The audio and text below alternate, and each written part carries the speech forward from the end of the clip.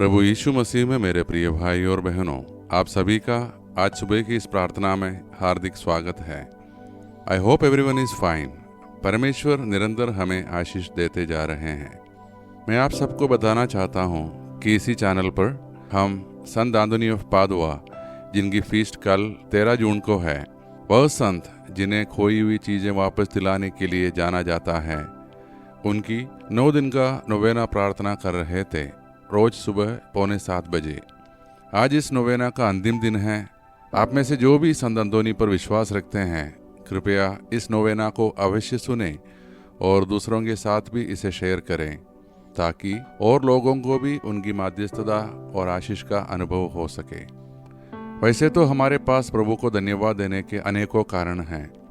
प्रभु हम पर, हमारे परिवारों पर और विशेष रूप से हमारे बच्चों पर कृपा बनाए रखें, क्योंकि वे हमारे घर, हमारे देश और पूरे संसार का भविष्य है। उन्हें अनुग्रह और बुद्धिमत्ता में बढ़ने के लिए निरंतर प्रार्थनाओं की जरूरत है। हमारे जीवन में बहुत सी कठिनाइयाँ आती हैं, लेकिन ईश्वर की आशीषें हमें इन सब से बचा सकती हैं। इसलिए हमें हर दिन आशीष पाने के लिए हर प्रयास करना चाहिए।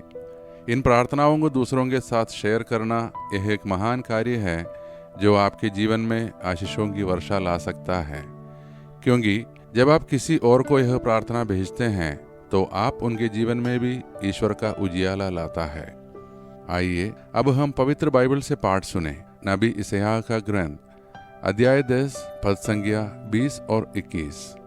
उन दिन इस्राएल और याकूब के बचे हुए लोग उस पर निर्भर नहीं रहेंगे जो उनको मारता है, बल्कि वे सारे हृदय से प्रभु इस्राएल के परम पावन ईश्वर की शरण आएंगे। याकूब के बचे हुए लोग शक्तिमान ईश्वर के पास लौटेंगे। प्रिय भाई और बहनों, यह वचन हमें बताता है कि चाहे हम कितनी भी कठिन परिस्थितियों से गुजरे, परमेश्वर के लोग अंततः मनुष्यों और संसार की शक्तियों पर नहीं, बल्कि केवल यहोवा पर भरोसा रखेंगे।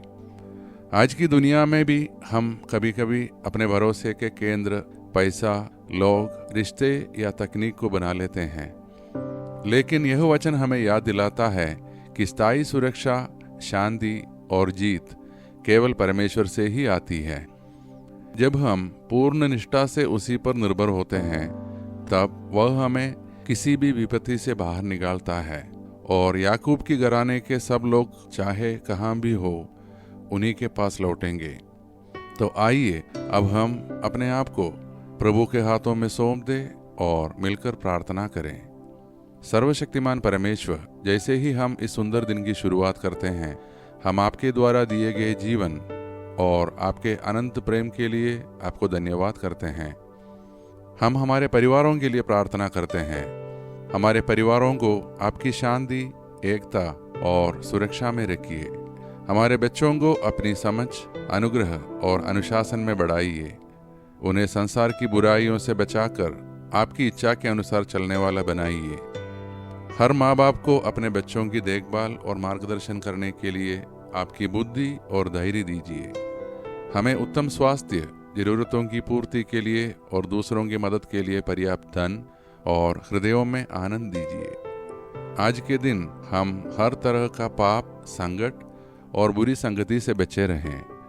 प्रभु, जो भी इस प्रार्थना को सुन रहा है, उनके जीवन में आप शांति और आशीषों का वर्षा कीजिए। हम यह भी प्रार्थना करते हैं कि इस संसार में शांति बनी रहे।